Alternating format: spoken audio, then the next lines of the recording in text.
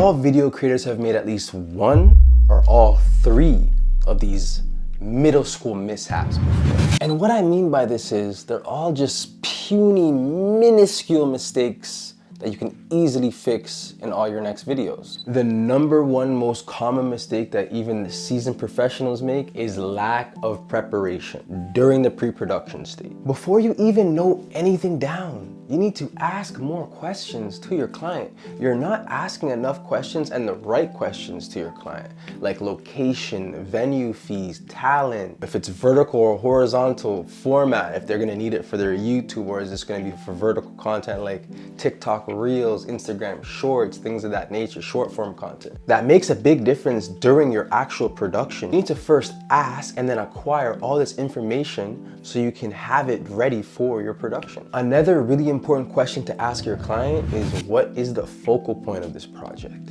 What's the most important thing to you for this project? Whether it be turnaround time, whether it be trendy edits, fast cut, just a professional clean cut video. Who is the target audience? That plays a big role in how you're gonna shoot it and how you're gonna edit it. And please, for the love of God, ask for a reference video, gang. A lot of people aren't the most well-spoken, they don't have the best dialogue, they don't even know how to express what it is they actually want. So just ask them what they like.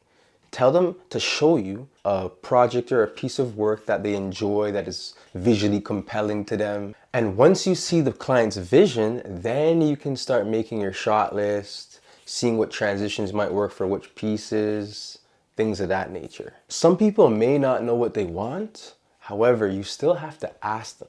You're not doing your due diligence as a professional if you're not asking these questions. That's not keeping it P.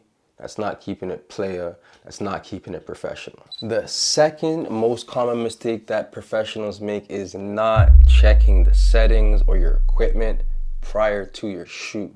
You silly rascal. You didn't do a mic check. You didn't check your sensor for all that damn dust that's beneath it. You didn't check your lens. You didn't adjust your white balance, and now you have all this extra work to do in post for no reason, kid. You're feeling like an absolute nilly-willy. Good golly. I actually had one catastrophic nightmare. It was absolutely ridiculous with audio. I've had smaller issues where I just didn't put the jack correctly inside of my camera, and that was silly, and I just felt like I don't even want to redo this video. I just said, scrap it, you know what I mean? But I had one crazy on a paid gig I was getting compensated to, and maybe I should drop a story time on it. I thought when I looked at it in post, I thought it was finito, like Sosa. I hit up one of my homies like, bro, what am I gonna do? And he's like, that is silly. So always double, triple, quadruple check audio.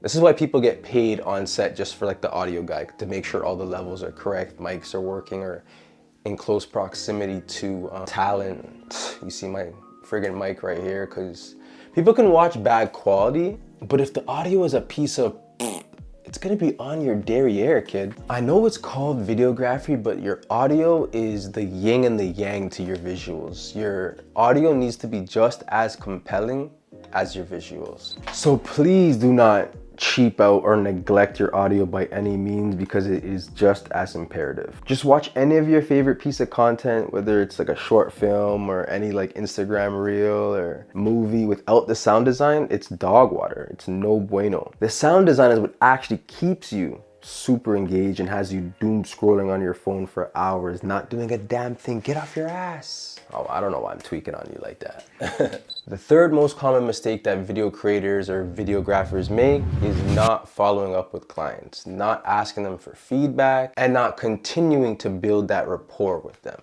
What I realized in any business is that people like people. If you are likable and you have a good relationship and you're good at conversing with people, people will come back. It's easier to sell somebody the same product or service for 30 years than it is to make a new client every single day for 30 years. People pay for the quality of your goods and service, just how good and your expertise and how well versed you are within your craft. And people pay for how likable you are. I might go to barber A, even though barber B is better, because I vibrate at a higher frequency with barber A. We have a better relationship, we have better conversations rather than barber B, even though his skill set within the craft is higher than his. So being likable, building a rapport, getting feedback to see what you could have done better, what they could have liked more, is a really big focal point that people constantly overlook. And once you build that rapport with people, they trust you. People trust Apple. Apple releases the same iPhone with marginal improvements every year. People still buy it because we believe and trust that Apple is a top-notch high-tech company.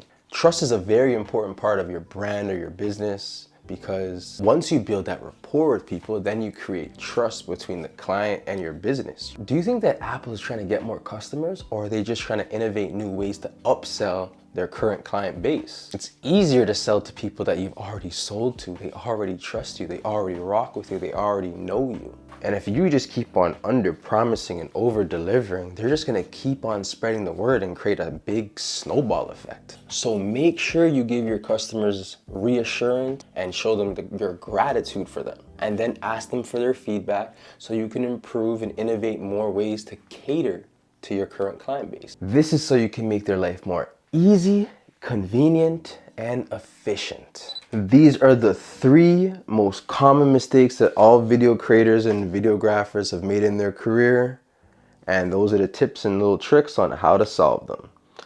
I'm off this. Until next time, peace and blessings.